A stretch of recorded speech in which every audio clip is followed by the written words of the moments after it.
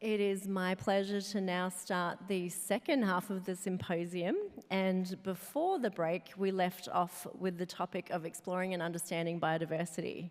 We will continue that hearing from our next speaker, Dr. Kayce Bell. Kayce is a curator of terrestrial mammals at the Natural History Museum of Los Angeles County, where she is currently leading a project studying the evolutionary history and adaptations of all mammal-sucking lice, and projects on the distribution and diversity of native rodents in urbanized areas of Southern California. It is my pleasure to introduce Kayce to the stage.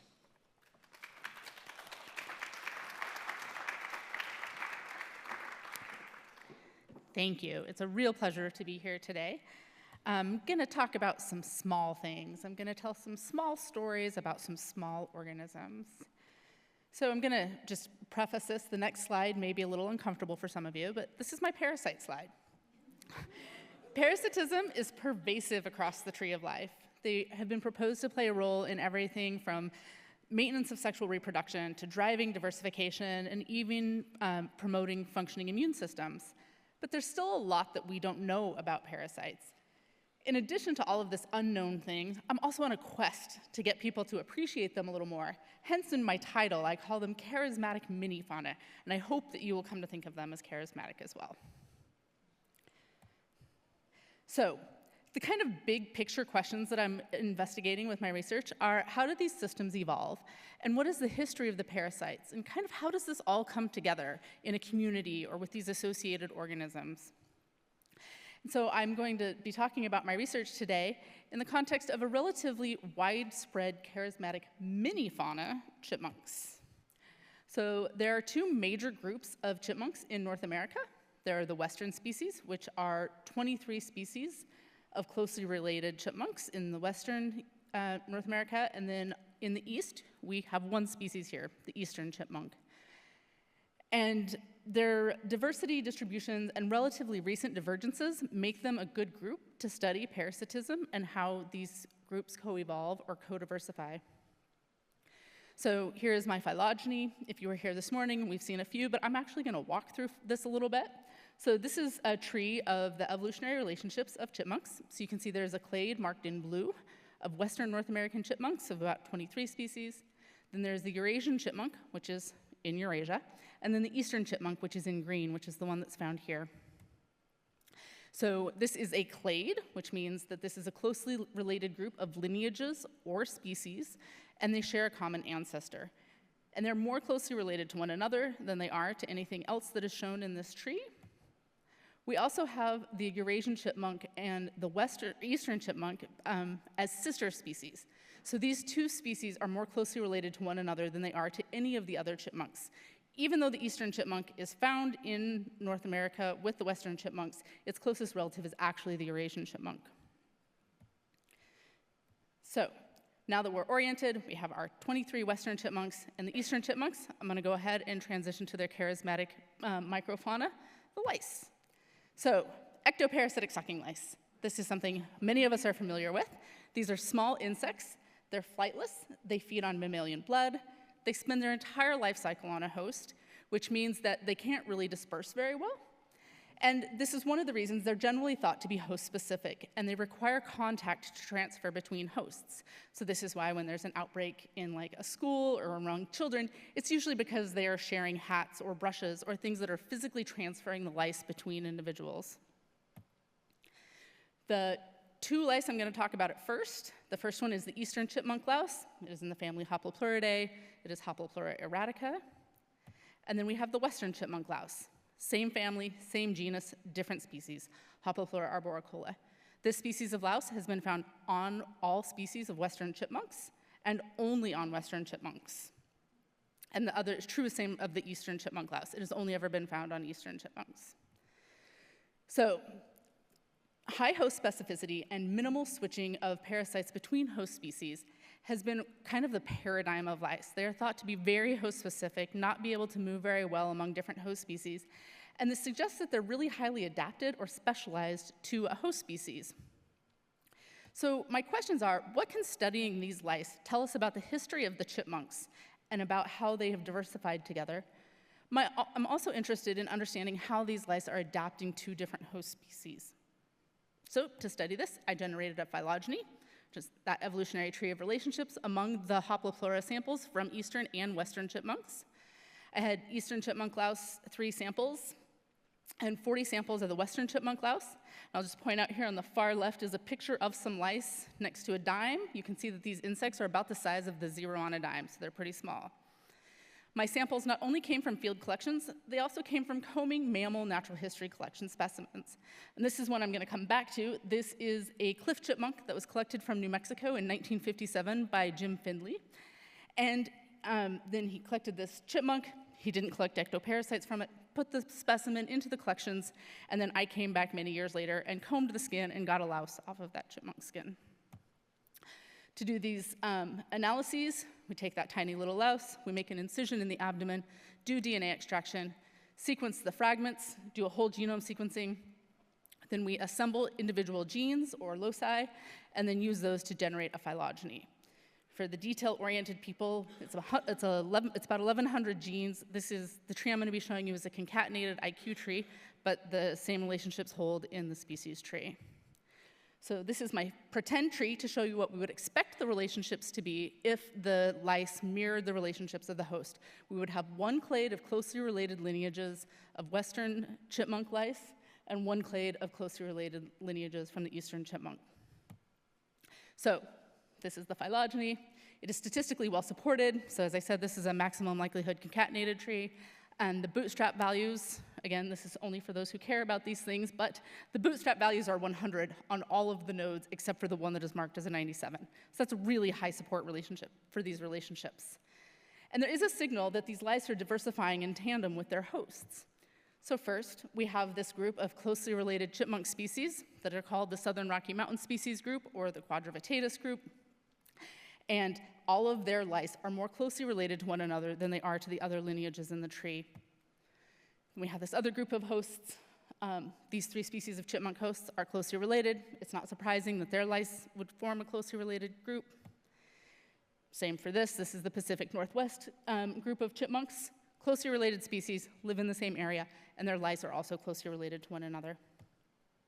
And then we have another group of western chipmunks, the red-tailed chipmunk, yellow pine chipmunk, and alpine chipmunk, and least chipmunks.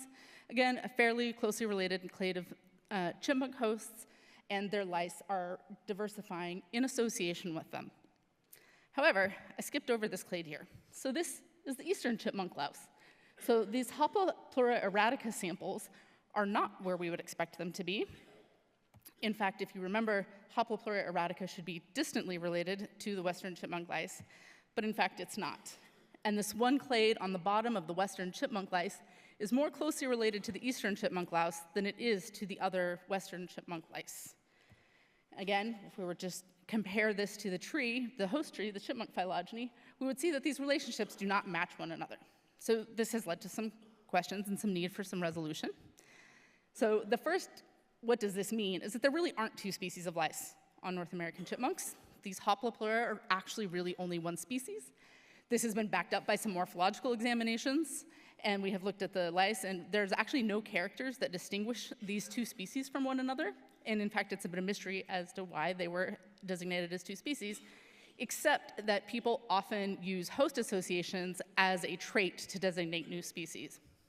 So there's only 1 species of Hoplopleura on chipmunks in North America.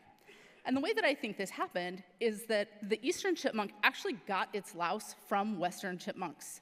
So this is the current distribution that we have for the eastern chipmunk and the least chipmunk, which is one of the species of western chipmunks. And if you lay them over one another, you will see that there are many areas where these 2 species overlap. This has probably not been this way forever. Their distributions have changed through time. But it seems quite likely that at some point in time, these 2 species have come into contact, and the eastern chipmunk acquired its louse from the western chipmunk, the least chipmunk. So the big picture takeaways of this study are that our current understanding of chipmunk louse biodiversity is wrong. And a better understanding of louse relationships is critical for us to better understand how they're evolving and adapting to host species. And I'll just tell you that this is not the only example of where we know these louse relationships are wrong. there is one family of lice that turns out to probably be 5 families of lice. So we are continuing this work where we are collecting lice fresh from the field, also taking them from museum specimens. And we are generating a phylogeny similar to the one I showed you before. But in addition to that, we're also generating high-resolution CT scans and then looking at the different traits at these really fine scales to try to identify the adaptations that these lice have to the different host species. So with that, I'm going to transition into zooming in a little bit more. So now I'm going to talk about something else in the lice, and that are the bacterial endosymbionts. Bacterial endosymbionts live within the body or cells of another organism, and in exchange for living inside of that other organism, they generally provide resources or energy to the host cell or organism that they are living in. So it's often a mutualistic relationship. This is a project that was done by Jana Rajova, who was a graduate student in the Czech Republic at the University of South Bohemia, and she worked with me on some sucking louse data that I had.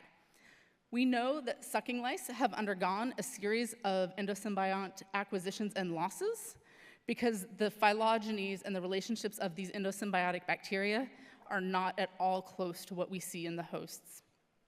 In fact, louse endosymbionts are more closely related to other insect endosymbionts than they are to louse endosymbionts most of the time. And there's just a tremendous amount of unknown diversity in the bacterial endosymbionts. Here I'm going to introduce our third louse player today, which is the other western chipmunk louse. So western chipmunks actually host 2 species of lice. This is the other one. It is in a different family, different genus, different species. And the question with this project is, what bacteria are associated with these chipmunk lice, and how are they related to other insect endosymbionts?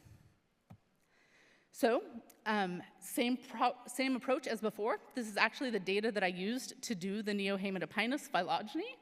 We took the DNA sequence fragments from an entire louse, which means we captured the DNA sequences of the bacteria that were living inside of them, assembled the bacterial genomes, and then did a bacterial phylogeny. So the bacterial genomes we generated were put into a tree with other bacterial genomes. And to make this easier to see, I will just point out some of the louse endosymbionts. So that top lineage there is the louse endosymbiont we identified, and then it is closely related to a monkey louse endosymbiont. But you'll notice that down farther is the chipmunk, or excuse me, I like chipmunks. It's a chimpanzee, the chimpanzee louse endosymbiont. And that chimpanzee louse endosymbiont is actually much more closely related to other insect endosymbionts than it is to louse endosymbionts. And this lineage that we found in the chipmunks is a new genus. So we named a new genus of bacteria that is an endosymbiont of these Neohaemidopinus lice. So what does this mean? The chipmunk louse has an endosymbiont that is related to other endosymbionts, but it is its distinct lineage, in fact, distinct enough to be a genus. And there's a dynamic history of endosymbiont acquisition and losses, which is pretty much what we expected, but this just really illustrates that there's a lot of diversity that has yet to be explored. We also found that these bacterial endosymbionts have lost the pathways for making a lot of amino acids, but they still retain all of the gene pathways for making B vitamins, which isn't terribly surprising because blood isn't very rich in B vitamins. So we think that these bacteria are making the B vitamins for the lice. So accurately describing biodiversity requires studying multiple levels of associated species, and we can keep zooming in and try to look at these communities and how they've been assembled through time. Also, even for well-studied species, there's a lot to learn about them and their associated species, and museum collections are important for continuing to do this type of research. I'm going to come back to this story with Jim Finley and that chipmunk he collected in 1957. And I'd like to remind you that the structure of DNA was described in 1953. So we didn't even know much about DNA in 1957. And Jim Finley didn't even think to get ectoparasites off of that chipmunk, which was good for me, because they were still there when I went back to look for them in about 2012. And we got this chipmunk louse off of that chipmunk specimen. And now we've been able to sequence its DNA. We will be able to do CT scanning to look at its morphology, and we also can get these endosymbiont sequences out of those historic specimens. So this is just an example of the unanticipated use of collections, and a good reason that we need to keep building these collections, because we don't know what we will be able to do with them in the future. With that, I have a lot of advisors to thank. I have had a lot of support throughout my career, and I keep working on the same things, and people still support me. Additionally, I've had lots of good luck to get funding to support this work and the support of lots of museums. Thank you.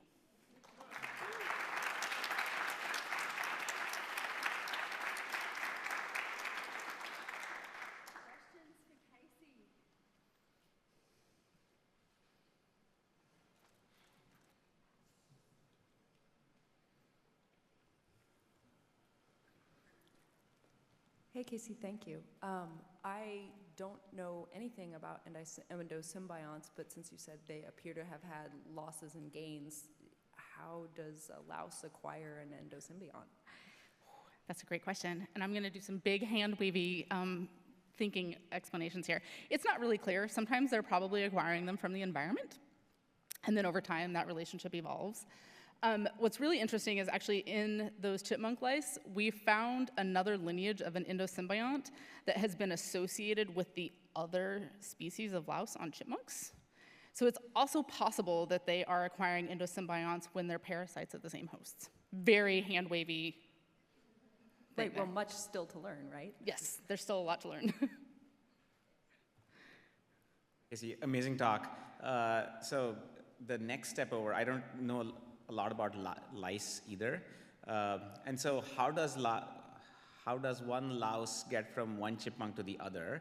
And how does it get from one species to the other? Because don't they have to be in close contact? Yeah, that's a great question.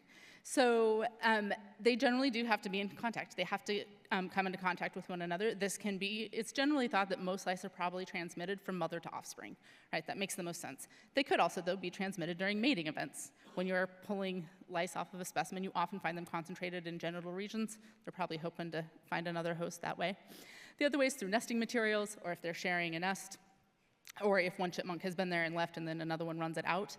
But that's only for ones that would interact. And so I think that the most likely way that they would make these really big leaps across distantly related host species could be if they're interacting for like territory, and if they're actually just having physical altercations when they come into contact with one another.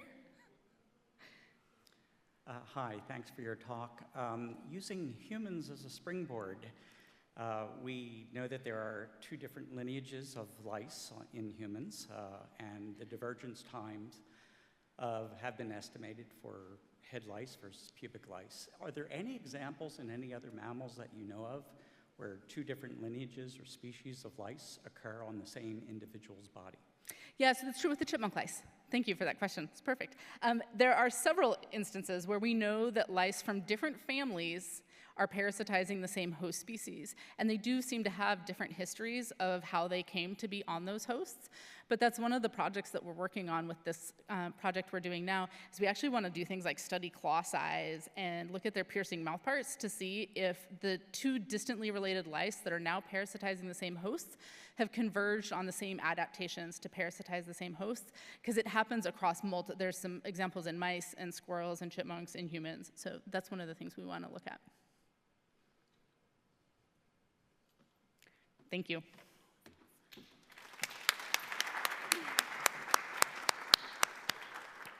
Thank you so much, Kayce. While Kayce was a fellow here, her mentors were Dr. Anna Phillips and former curator, Dr. Chris Helgen.